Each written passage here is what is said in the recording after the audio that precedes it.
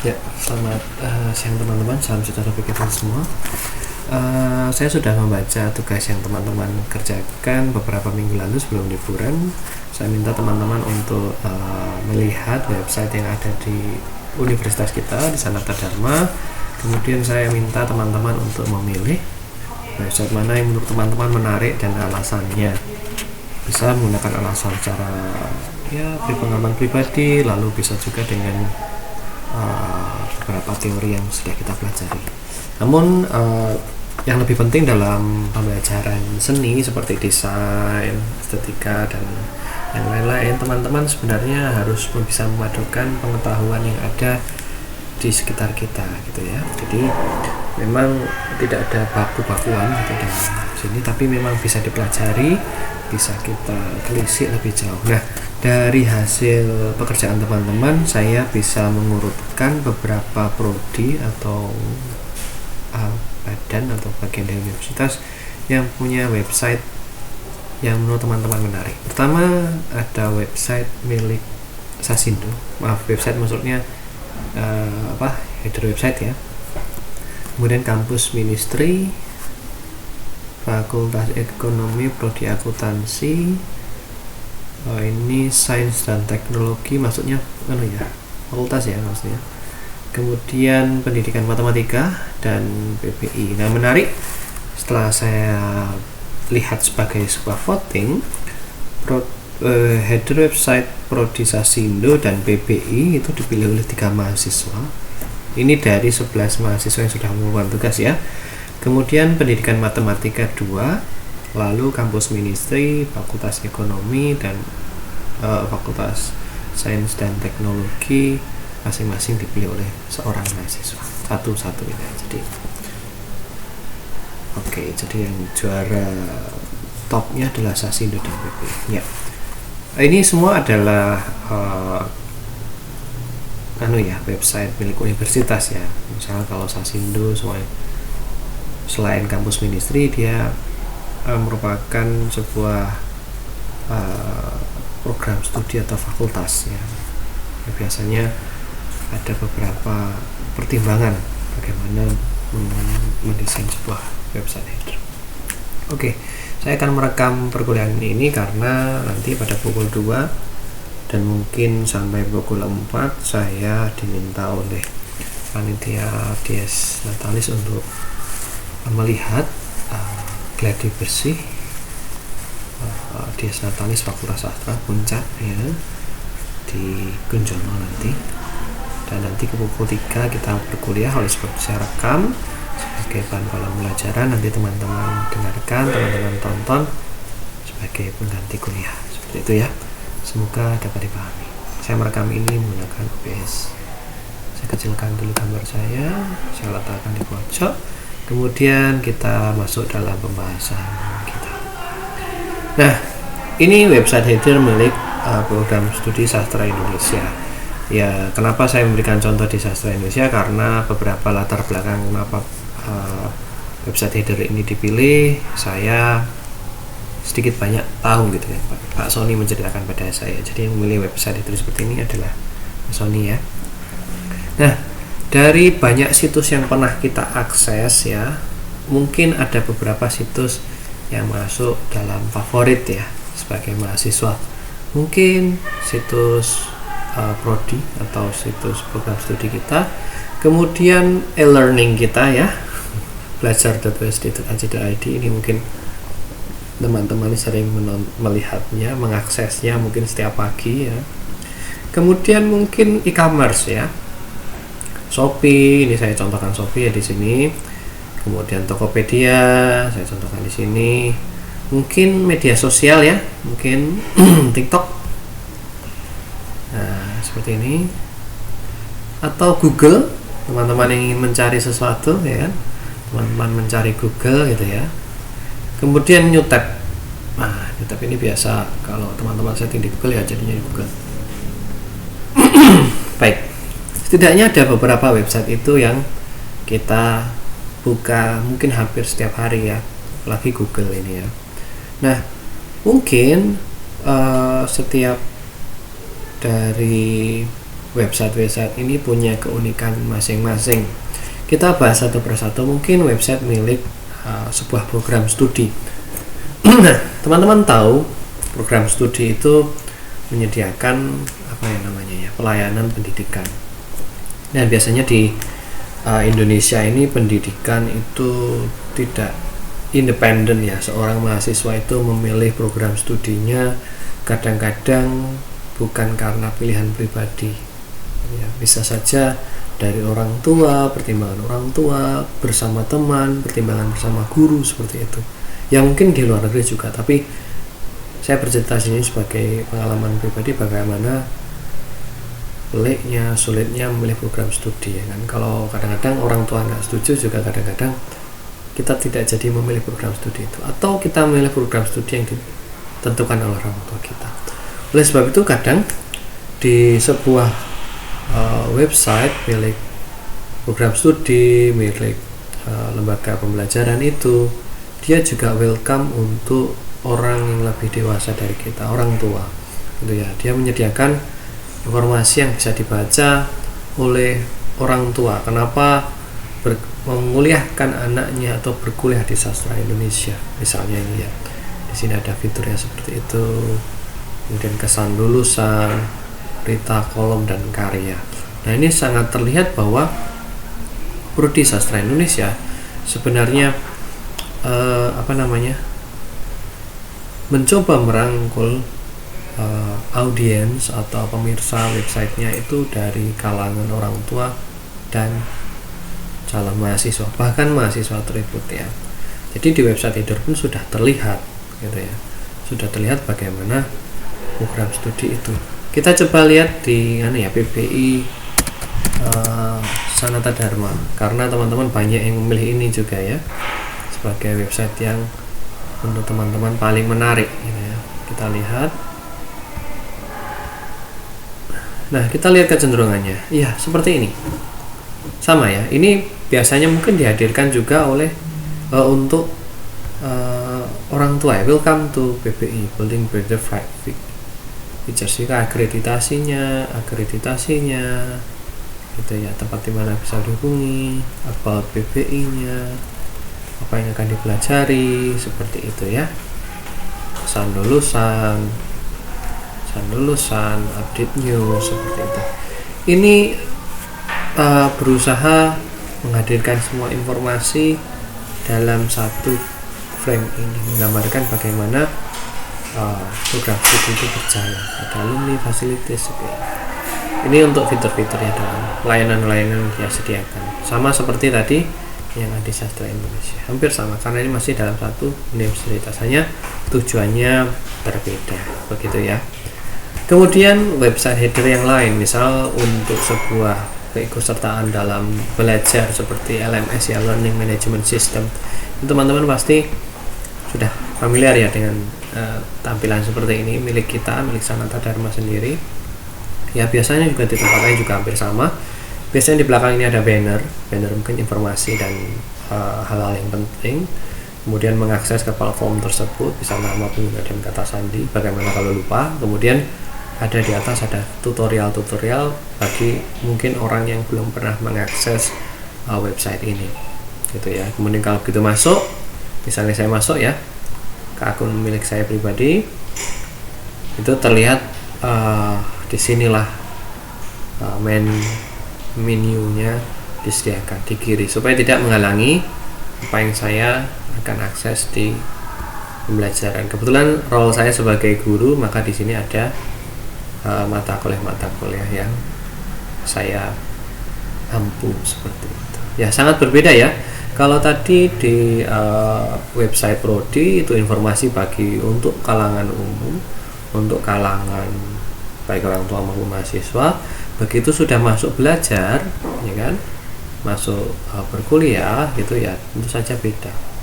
Nah, website header pun jadi desainnya berbeda ya kan. Ini sangat spesifik.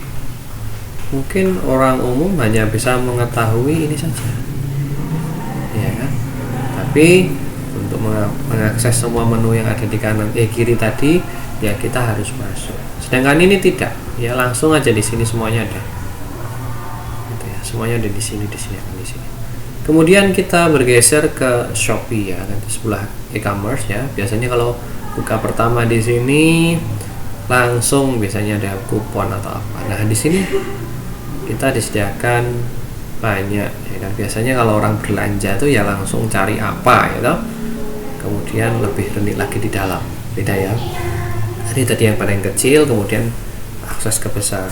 Dan mungkin juga orang mengakses ini semua itu dari situs yang lain ya kan, bisa. Kemudian ini kita lihat situs yang jual beli online yang lain, e-commerce yang lain ya, hampir sama ya, hampir sama. Ini kebetulan saya sudah login, jadi saya sudah bisa manfaatkan banyak fitur yang ada di sini tuh ya. Tuh ada diskon, itu informasi yang berjalan ya. Ada diskon gitu ya. Oke, biasanya saya juga langsung mencari di kolom pencarian ini gitu ya. Kemudian TikTok lah, kenapa saya kok mengambil TikTok, karena setelah saya cari googling ya, ternyata TikTok itu menggeser kan oleh Google untuk sebagai tempat pencarian ya kan. Nah mungkin orang sekarang mulai berubah dari pencarian tulisan menjadi pencarian video ya kan. Semua handphone ya, hampir semua handphone sekarang bisa memutar video ya. Oleh sebab itu penggunaan data tentang video juga paling banyak, dan tampaknya TikTok menduduki atau menangi persaingan media sosial dengan video ya. Pesan-pesan diungkapkan melalui video-video ya, bisa lucu, trip, bisa macam-macam ya. Nah, ini juga sudah bisa digunakan sebagai pengakses ke TikTok meskipun kita tidak masuk ya. Kalau kita mencari video di sini misalnya bahasa Indonesia, kita cari, kita bisa dapat video-video tentang bahasa Indonesia gitu ya.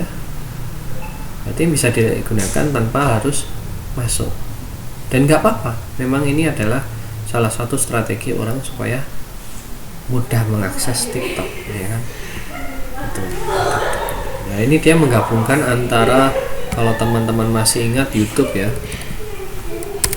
YouTube begitu dibuka ya langsung bisa muter video ya kan. Meskipun kamu tidak login ya. Nah, kita buka aja ya seperti ini, langsung ada telusuri gitu ya. Jadi seperti direktori penyimpanan yang kuat dalam search engine-nya gitu ya. Pencarinya langsung kuat di database ya. Sedangkan kalau kita lihat di program studi ini tampaknya nggak ada search-nya ya. Semua orang harus cari satu persatu gitu ya. Itu ini agak membosankannya dari website header yang seperti ini ya, tidak bisa dicari ya. Kalau mungkin bisa cari kolom pencarian di sini ya, tidak perlu cari di bawah beasiswa gitu ya, nggak perlu. Mungkin kalau kita punya kotaan seperti ini, kita bisa cari apa namanya,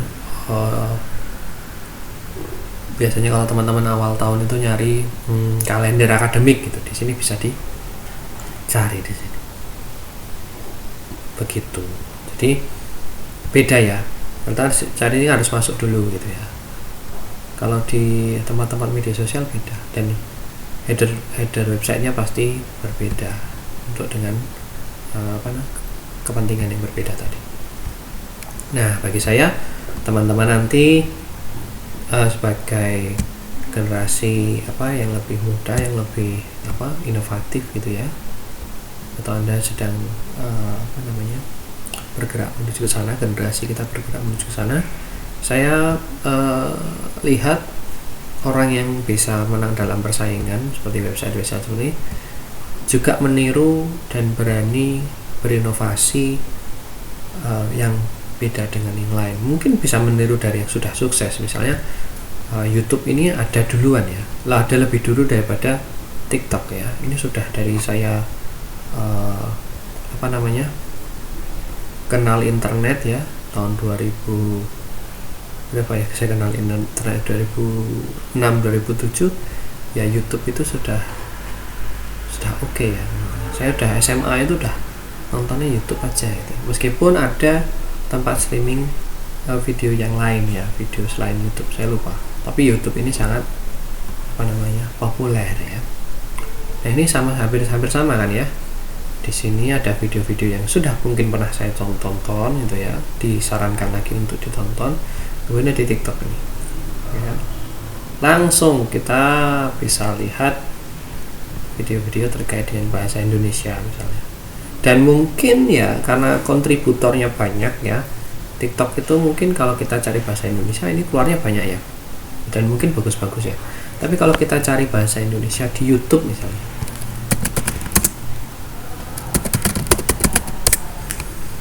nah ada banyak video tapi mungkin kita agak sulit ya melihat ini karena kontennya adalah konten yang cukup panjang ya, tidak kurang dari 2 menit misalnya. Nah ini semua judul yang tentang bahasa Indonesia dia muncul, sedangkan tadi kalau di TikTok ya mungkin insight tentang bahasa Indonesia, wawasan tentang bahasa Indonesia langsung diletakkan di sini. Dan ini mungkin menarik bagi orang gaya sekarang, orang ingin tahu keunikan bahasa Indonesia, langsung diunggahkan ke TikTok gitu kan ya, atau dia akses TikTok langsung dan langsung ketemu. Begitu di YouTube tidak gitu. Jadi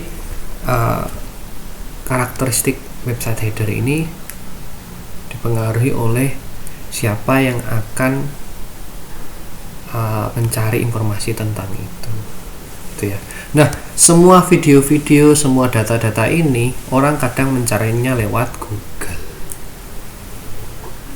Dan apa yang kita lihat di Google ya, Google cukup sederhana seperti ini, cuma kotaan kayak gini ya, cuma kotaan kayak gini. Nah kebetulan misalnya kalau teman-teman buka Google pada saat hari apa, mungkin ini akan beda ya gitu. Coba saya buka pakai browser yang lain ya. Nah, cuma kotaan kayak gini, itu pun banyak yang akses karena Google punya mesin pencari yang kuat yang membuat kita bisa mengakses website-website yang terkait dengan apa yang kita cari tadi. Kita buka Google ini, nah ya hanya kotaan kayak gini ya, mungkin ada warna-warninya. Ini kebetulan saya pakai tema black aja ya, karena supaya cepet gitu ya. Oke, disuruh berlari lagi. Nah seperti itu teman-teman, rekan-rekan mahasiswa. Jadi orang itu tampaknya suka yang praktis-praktis gitu ya. Gitu. Mungkin orang tidak akan mencari langsung di ini ya, usd.ac.id, langsung dia carinya di Google langsung. Dan Google sebagai alat pencari yang demi cepat-cepat itu tadi, itu dia simple kayak gini aja. Saya udah mencari berapa, gitu ya. Nah seperti itu teman-teman. Jadi rupanya ada cara mencari informasi yang lebih cepat daripada membuka website ini, dan itu adalah Google.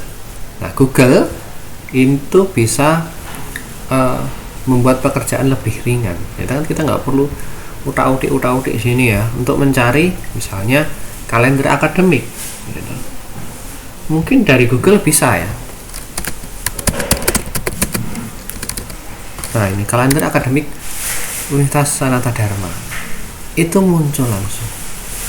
Nah ini bisa kita klik, kita langsung diarahkan ke website usd.ac.id kalender akademik tanpa mencarinya di situs usd.ac.id ya toh.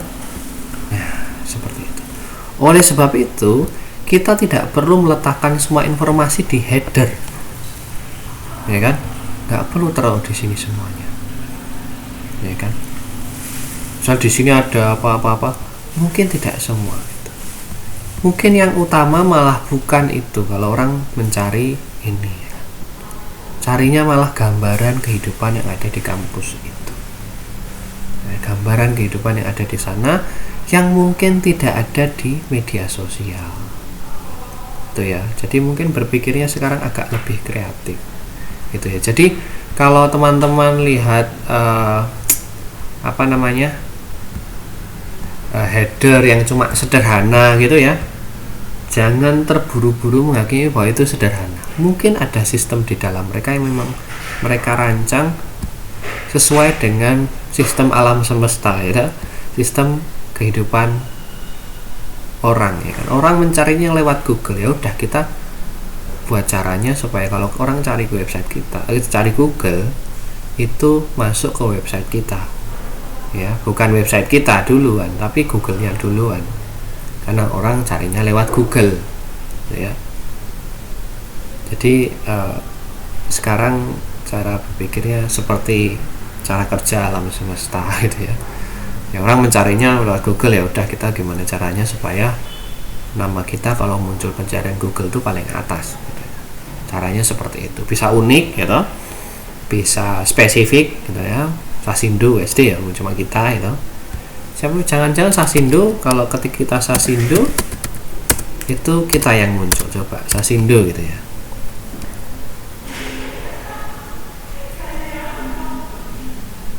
Nah kebetulan hari ini yang muncul adalah Sasindo USD. Nah kita bersaing dengan Sasindo Ahmad Dahlan gitu ya, untuk di Google Search gitu ya.